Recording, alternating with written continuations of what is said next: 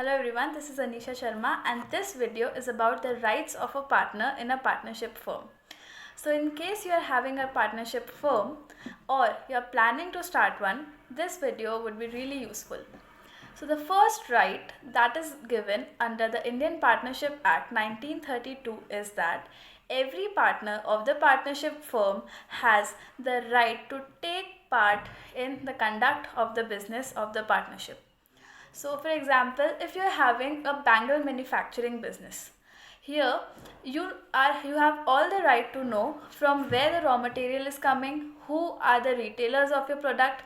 Every partner, be it sleeping partner, working partner, any partner, they have all the right to know the conduct of the business. The second right that is given is in case there is any difference between the ideology of partners, the decision of the maximum partners shall prevail, but it never means that a partner who is having a dissenting opinion does not has the right to put forth his opinion. If you are a partner, you have all the right to put forth your opinion, whether your opinion match the opinion of the others or not, but the majority will prevail.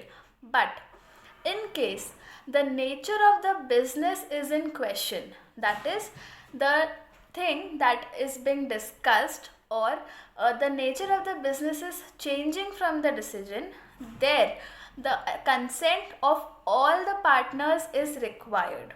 So for example, you were doing the bangle manufacturing business and now you people are planning to go for a sari business or any textile business. So here the nature of the business is changing completely. So you have all the right to put your opinion, and the majority's opinion would be followed here. The next right is that you have all the right to access the books of the firm. So for example, you're a sleeping partner and you do not take part in the conduct of the business, because the first right was your option. Whether you want to exercise that right, whether you want to take part in the conduct of the business was your discretion. So you were a sleeping partner and you do not take part in the conduct of the business. Then you want to sell your shares in the partnership firm. For that, you want to inspect the books.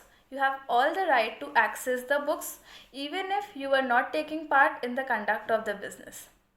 The next right, that is right to share equally all profit gain and all losses incurred. Very explanatory in itself. The next right is that in case you are getting any interest on the capital that has been invested by you, the interest that you will be getting would be out of the profit of the firm. The next right is for any payment that has been paid by you beyond the capital that was agreed to you, beyond the amount of the capital that was agreed, for all that payment you would be entitled to an interest of 6% per annum according to the Indian Partnership Act. The next right is if the firm has to indemnify the partner for any liability made or any payment that was made by him for any ordinary or proper conduct of the business, or to save the firm. For example, if there is any emergency and a partner, in order to protect the firm, makes any payment, in that case it is the liability of the firm to pay back to the partner all the amount that was paid by him.